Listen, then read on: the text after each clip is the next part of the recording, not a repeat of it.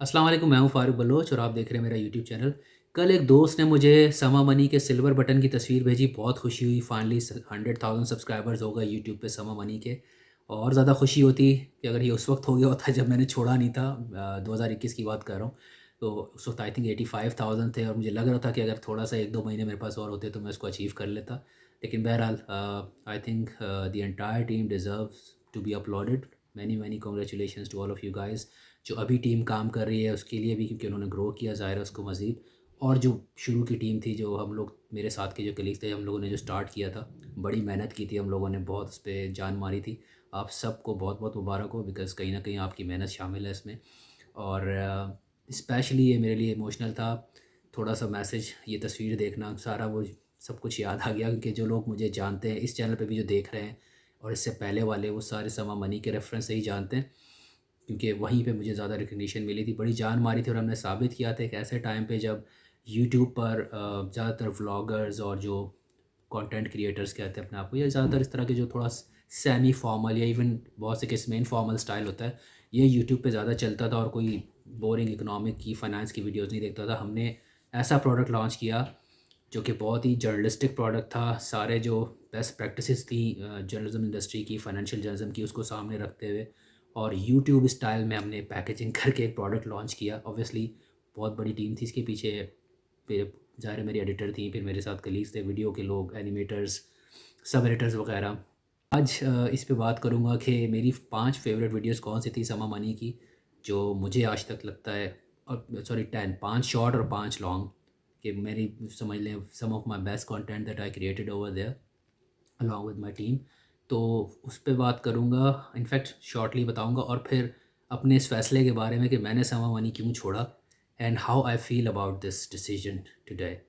तो जो short videos थी उसमें आईएमएफ के ऊपर मैंने एक एक्सप्लेनर किया था और एनिमेशंस की मदद से एक्सप्लेन किया था कि क्यों आईएमएफ के पास हम बार बार जाते हैं और गलती हमसे क्या होती है बार बार, और आईएमएफ के पास जाने की वजह से क्या हमें कीमत अदा करनी पड़ती है और कैसे हम इससे बाहर आ सकते हैं। It was a very good explainer और एक आम आदमी को भी समझ में आएगा। आपको बिल्कुल भी इकोनॉमिक्स नहीं समझ आती हो फिर भी आपको समझ आएगा। Strongly recommend you watch that. 3 minute की तकरीबन ये वीडियो है। इसके अलावा एक मैंने वीडियो की थी पीआईए के ऊपर, जो पाकिस्तानी एयरलाइन है, कि क्यों एक माजी की बेहतरीन एयरलाइन और पाकिस्तान की नहीं दुनिया भर की एयरलाइंस में नाम था पीआईए का, और किस तरह से ये पस्ती का शिकार हुई, स्टैंडर्ड्स डिक्लाइन हुए, सेफ्टी पे कॉम्प्रोमाइज़ किया गया, प्रॉफिट्स उसके सारे डिक्लाइन हो गए। तो ये भी बड़ी एनिमेशन, और इसमें जो एनिमेशन यूज़ की थी I think was some of the best animations we ever created. Junaid भाई आपकी तरफ रेफ़र कर रहा हूँ। सो बेसिकली ये ज़रूर देखिएगा जाके, आपको समझ आएगा कि प्रॉब्लम है कि हमारे एयरलाइन के साथ, और जो गवर्नमेंट की एंटिटीज़ हैं जो कि लॉस मेकिंग होती हैं, फिर टैक्स पेयर्स की मनी से उनको बेल आउट किया जाता है, और फिर उसके अराउंड जो पॉलिटिक्स होती है। Again about 5 minutes in length, that is also one of my favourites.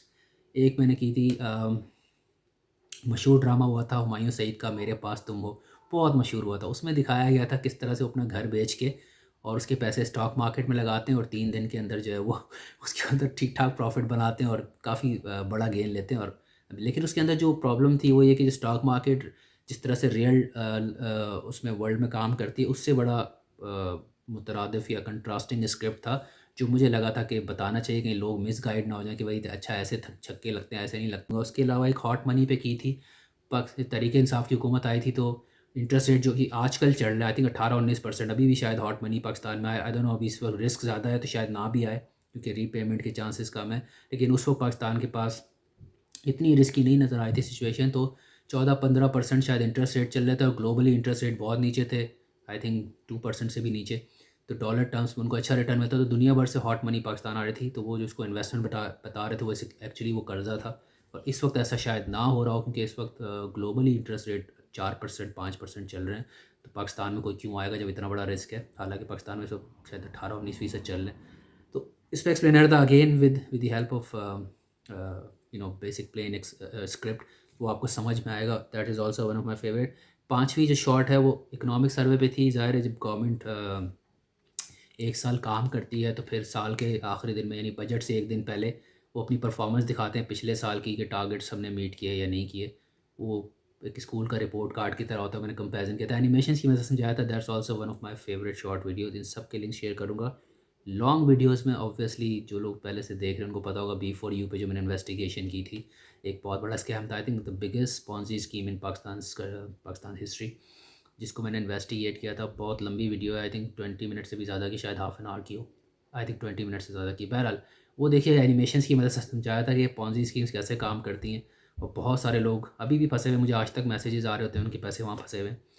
Second number पे एक और one of my favourite video, long videos, 10 minute से ज़्यादा की, वकार ज़क्का साहब ने एक उस पे हमने एक वीडियो की थी कि उन्होंने एक बात की थी कि कर्ज़ा उतार दूंगा पाकिस्तान का, इनफैक्ट कर्ज़ा उतार देता अगर मुझे बिटकॉइन में काम करने दिया जाता। तो थ्योरेटिकली वो अपनी जगह सही थे, लेकिन उस पर वर्किंग शायद मैथमेटिकली उसको सपोर्ट नहीं करी थी उनके क्लेम को। उसके अलावा मैंने एक स्टोरी की थी, बर वक्त फ़ैसला अच्छा मुनाफा पे, कि इन्वेस्टमेंट टिप के ऊपर थी। मैंने बताया था कि मुख्तलिफ एसेट क्लासेस हैं, जैसे गोल्ड में इन्वेस्टमेंट है, स्टॉक मार्केट में है, या फिक्स्ड इनकम में है, इवन उसमें शायद मैंने डॉलर का नहीं मेंशन किया था। लेकिन मुख्तलिफ अगर आपके पास ऑप्शन है इन्वेस्टमेंट के, तो किस वक्त इकोनॉमिक साइकिल को देखते हुए किस एसेट क्लास में इन्वेस्ट करना चाहिए। जैसे इस वक्त करंटली इंटरेस्ट रेट चल रहे हैं 19%, ऑब्वियसली स्टॉक मार्केट में जाना बेवकूफ़ी होगी जब बगैर रिस्क के आपको 19% का, 19-20% का मुनाफा मिल रहा है। नहीं, 1 लाख पे 20,000 साल में आपको प्रॉफिट मिल जाएगा, तो क्या ज़रूरत है आपको स्टॉक मार्केट पे जाने की, जहाँ पे रिस्क बहुत ज़्यादा होता है। तो अनलेस के कोई आपका ऐसा कुछ सिनेरियो नज़र आ रहा है जो आपको लगता हो कि नहीं यार मार्केट गिरी हुई है, लेकिन ये पर्टिकुलर सेक्टर या पर्टिकुलर स्टॉक जो है यहाँ पे मुझे कोई 30-40% रिटर्न मिल सकता है, गिवन द करंट सिनेरियो और द आउटलुक, तो फिर तो ठीक है, 10-12% प्रीमियम, 15% प्रीमियम पे आप रिस्क लें, वरना ज़रूरत नहीं है रिस्क लेने की। एक और मैंने की थी, Ethereum versus bitcoin, which one is better. आज भी मुझे, इनफैक्ट मैंने सुबह एक ट्विटर पे मैसेज मेरे पर्सनल उस पर डीएम किया हुआ था किसी ने, आई एम सॉरी यार, मैं पर्सनली तो आपकी हेल्प नहीं कर सकता, लेकिन उन्होंने बताया कि $1,700 उन्होंने लूज़ किए हैं क्रिप्टो करेंसी, और बेसिकली बोरोड मनी थी किसी से लेके। तो इस पे मैंने एक्सप्लेन किया था, एक्सप्लेनर दिया था कि कैसे जैसे एक इंटरनेट का बूम आया था 2000 में, तो बहुत सारी इंटरनेट कंपनीज जो है वो सारी यही दावा करती थी कि they are the next big thing, और फिर 2-4 को छोड़ के सारी की सारी कोलैप्स हो गई, और वो जो बची थी वो आज के अमेज़ॉन, आज के ईबेज़ और आज के गूगल है। तो इसी तरह से क्रिप्टो करेंसी का भी कुछ ऐसा ही सीन है। तो बड़ी अच्छी वीडियो है, थोड़ी लंबी है, I think half an hour की, but one of my favourites. आखिर में एक और जो पांचवी मैं कहूँगा लॉन्ग वीडियो, वो एक मैंने ख़ातून का इंटरव्यू किया था कि जो दराज पे काम करके पाकिस्तान से पैसे बना रही थी, और बच अच्छा आउट परफॉर्म किया था, साथ साथ फिर उन्होंने अमेज़ोन पे भी काम शुरू कर दिया था। That's also one of my favourite, because कहने को वो बहुत एक सिंपल सा इंटरव्यू है, लेकिन उसके अंदर जो मैसेज था बड़ा स्ट्रॉन्ग लगा मुझे कि यार हम लोग अपनी ख़वातीन को जो है ना पीछे छोड़ देते हैं, हालांकि इतना टैलेंट होता है। और उस वीडियो का जो अच्छी बात ये थी कि उनको घर से बाहर भी नहीं निकलना पड़ रहा था, but she was using her entrepreneurial skills और बहुत अच्छे पैसे बना रही थी। That's also one of my favourites. So ये मेरी फेवरेट वीडियोस थी। Now coming to why I left Sama money. पहली बात तो ये कि ये आसान फ़ैसला नहीं था मेरे लिए, it was a very difficult decision. 10 साल की मेहनत थी बिज़नेस जर्नलिज्म में, और अगर मैं 4 साल वो वाले भी मिला लूँ जो मैंने द न्यूज़ में सिटी रिपोर्टिंग की थी, कराची के मतलब रोडों के ऊपर, एजुकेशन सिस्टम पे, ट्रैफिक ट्रांसपोर्ट वगैरह पे, फायर ब्रिगेड पे, इवन क्राइम और कुछ एंटी टेररिज्म कोर्स वगैरह भी कवर की थी, तो 14 साल का एक्सपीरियंस था। Lot was at stake. एक जर्नलिस्ट के तौर पे पाकिस्तान में जितना मेरा स्कोप था वो यहाँ पे शायद नहीं है, और इतने सालों की मेहनत के बाद obviously the access I had finance ministers तक, कुछ के साथ तो मेरी बात भी हुई थी फ़ोन पर, मिफ्ता साहब से, शौकत तरीन से, फ़ोन वगैरह किस सबके इंटरव्यूज़ में नहीं कर पाया, लेकिन न्यूज़पेपर के टाइम से मैं लोगों से बात करता था। फिर स्टेट बैंक तक एक्सेस, स्टॉक मार्केट के एमडीज़ के इंटरव्यू करना, पाकिस्तान की बहुत बड़ी बड़ी कंपनीज़ के सीईओज़ के मैंने इंटरव्यूज़ किए। वो इतना कुछ, मतलब वो जो कोई कॉन्टैक्ट्स का नेटवर्क मैंने बिल्ड किया था, एक क्रेडिबिलिटी थी, एक नाम बनाया था, all of this was at stake. मुझे पता था कि मैं ये छोड़ के मुझसे बाहर जाऊंगा, ये सब मैं लूज़ कर दूंगा, and I think I did to a very good extent. यहाँ आके भी मैंने कुछ किए हैं इंटरव्यूज़, लेकिन वो एक्सेस नहीं है जो पाकिस्तान में थी। प्लस एक चैनल के प्लेटफॉर्म से जाने का फिर एक अलग बेनिफिट होता है। It was never an easy decision for me. और सबसे बढ़कर समा पे आने के बाद, क्योंकि जो मेरे अखबार और मैगज़ीन के डेज़ थे 10-12 साल, उसमें तो लोग मुझे नहीं जानते थे, एक इंडस्ट्री के अलावा लोग नहीं जानते थे, लेकिन सवा मनी पे आने के बाद, इंटरनेट पे आने के बाद लोगों ने पब्लिकली पहचानना शुरू कर दिया। अक्सर जगहों पे स्टेट बैंक में किसी काम से आता था, बॉन्ड बॉन्ड फॉर एग्जांपल अपने कैश कराने, तो वहाँ पे लोग थोड़ा सा जो है काम जल्दी कर देते थे, अच्छा फ़ारूक साहब आए कर दो। स्टॉक मार्केट में लोग पहचानने लग गए थे। अगेन स्टेट बैंक में लोग पहचानने लग गए थे। तो ये बहुत बहुत मुश्किल होता है कि इस तरह की जब आप सेट एक प्लेटफॉर्म पर हों, प्रॉमिसिंग करियर नज़र आ रहा हो, उसके बाद आप ये सब कुछ छोड़ के चले जाएँ, तो आप अंदाज़ा लगा सकते हैं कि शायद मैंने इतनी डिटेल में पहले कभी इस पे बात नहीं की कि बट मेरे लिए ये आसान फ़ैसला नहीं था। लेकिन प्रॉब्लम ये है कि एक तो मुझे हमेशा से शौक़ था, जब मैं फुलब्राइट पे पढ़ने गया था 2011 में, तो मेरी वहाँ पे पढ़ाई के बाद रॉयटर्स में इंटर्नशिप हो गई थी, लेकिन मैं नहीं कर पाया क्योंकि फुलब्राइट की जो कंडीशंस होती हैं उसके मुताबिक मुझे वापस आना था पाकिस्तान। तो वो इंटर्नशिप वगैरह सब कुछ हो गया था और मुझे लगा था बस यार यहाँ से तो मेरा करियर बनेगा ज़बरदस्त, लेकिन खैर मुझे करने नहीं दिया। पाकिस्तान वापस आया, पाकिस्तान में मेरी अच्छी ग्रोथ हुई। तो वो एक मेरा था हमेशा से कि मैं जाऊँगा कहीं, कभी ना कभी बाहर प्रैक्टिस करूँगा। जैसे भाई एक आईटी वाला बंदा है तो उसको शौक़ होगा कि वो सिलिकॉन वैली में काम करे। कोई फुटबॉल है तो उसको शौक़ होगा कि यार वो इंग्लिश प्रीमियर लीग खेले या फीफा वर्ल्ड कप खेले। तो मुझे भी शौक़ था मैं वेस्टर्न फाइनेंशियल मार्केट्स कवर करूँगा। That was one of the main reasons कि मैं I was always looking for opportunities कि मुझे मौका मिले तो मैं बाहर जाके काम करूँगा, चाहे 1 साल के लिए करूँ, 6 महीने के लिए करूँ। तो which I eventually did. I finally broke into high finance. अभी यूरोपियन हाई फाइनेंस तो मैंने उसके अंदर तो एंट्री ले ली है। इस पे किसी और दिन वीडियो करूँगा, आज नहीं। लेकिन बहरहाल एक ये रीज़न था, बट उसके अलावा एक जब इतना कुछ स्टेक पे होता है तो शायद मैं इसको थोड़ा मे बी कैलकुलेट कर लेता, देख लेता कि नहीं यार maybe I should stay care in Pakistan, because क्या करना है बाहर जाके जब यहाँ पे सब कुछ अच्छा चल रहा है। But financially I wasn't growing. और ये मेरी अकेले की स्टोरी नहीं है, बहुत सारे जर्नलिस्ट हैं जो शायद जिस तरह का वो काम कर रहे हैं, जितना अच्छा वो काम कर रहे हैं, उस तरह की इनकी कंपनसेशन नहीं है। और पास्ट में मैं इस तरह के फ़ैसले करता रहा कि जहाँ मेरी फैमिली परेशान हुई, and I was turning like I was very nearly turning 40। तो मुझे लगा यार अब भी मैं अगर ऐसे ही फ़ैसले करता रहा कि जर्नलिज़्म इंडस्ट्री में प्रैक्टिस करने के लिए और फैमिली के लिए कुछ नहीं किया तो फिर बहुत हो जाएगा। 40 साल काफ़ी होते हैं, 15 साल दिए इंडस्ट्री को, और अब अगर फाइनेंशियली इस तरह से ग्रोथ नहीं आ रही है तो I should take some decision. और उसके बाद ऑब्वियसली जब ग्रोथ ना होने की, मतलब सैलरी नहीं बढ़ रही, थोड़ी सी बढ़ी भी थी बट उसके बाद भी मैं अब से कम कमा रहा था जो मैं 5 साल पहले कमाता था।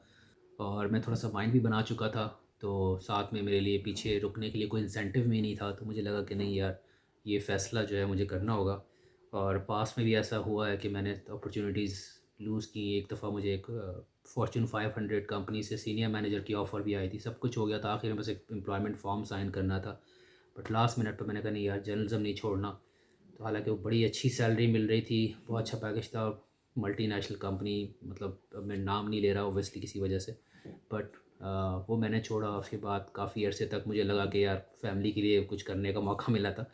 Anyways, so coming back to the point, मुझे लगा कि नहीं अब ये फ़ैसला लेना है। इन द मीन टाइम ये 2 स्कॉलरशिप्स मुझे मिल गई थी, एक कोलंबिया की और एक सिटी यूनिवर्सिटी की। कोलंबिया वाली में ऑब्वियसली 40-50% स्कॉलरशिप थी, तो मुझे लगा था मैं अफ़ोर्ड ही नहीं कर सकता, बाकी पैसे कहाँ से दूँगा।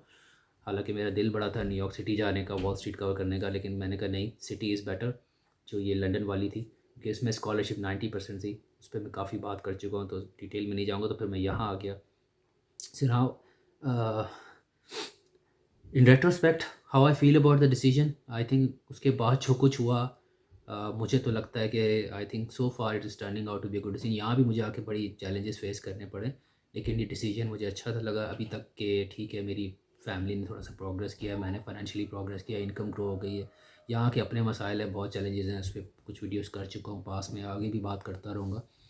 उसके बाद फिर इंक्रीमेंट इतना नहीं हुआ, 2 साल में 70%, 2-3 साल में 70% इन्फ्लेशन, मतलब है आप जो कमा रहे थे अब उसके मुकाबले में आधे से भी कम कमा रहे हो।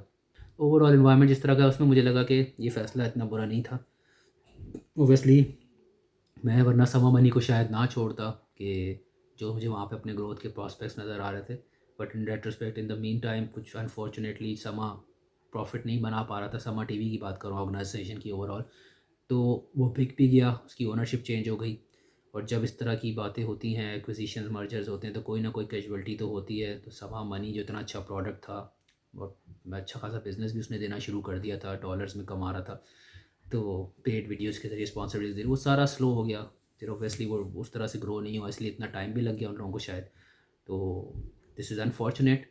बट सारी टीम अब जो थी मेरे साथ की, वो कहीं और चली गई है। So this is also a good example of how a good product basically can be compromised, क्योंकि not to blame the owners, शायद अगर वो प्रॉफिट नहीं बना रहे थे तो एक प्रोडक्ट के लिए पूरी ऑर्गेनाइजेशन को तो नहीं वो जैसे कि अपने गले में डाल करके उनको लगा होगा कि यार इससे पहले कि मज़ीद वैल्यू उसकी गिरे, तो जो वैल्यू मिल रही है वो शायद एग्जिट लेके निकल गए ओनर्स।